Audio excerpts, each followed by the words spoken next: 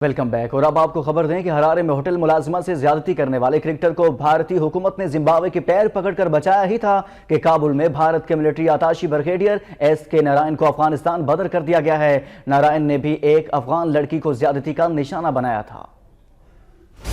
بھارتی سفارت خانے میں ملٹری اتاشی کے طور پر خدمات انجام دینے والے ایس کے نارائن نے 3 ہفتے قبل اسکالرشپ کے لیے آنے والی افغان لڑکی کو زیادتی کا نشانہ بنایا تھا۔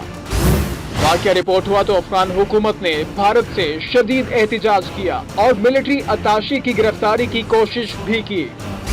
سفارتی استثناء کی وجہ سے ایس کے نارائن کو پکڑا تو نہیں جا سکا، لیکن اسے ملک بدر کر دیا گیا ہے۔ بھارتی فوجیوں کی جنسی درندگی کے واقعات مقبوضہ کشمیر میں بھی سامنے آتے رہتے ہیں۔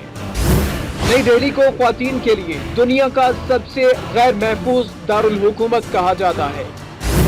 2 روز قبل ہرارے میں موجود بھارتی کرکٹ ٹیم کے کھلاڑی نے ہوٹل ملازمہ کے ساتھ زیادتی کی تھی۔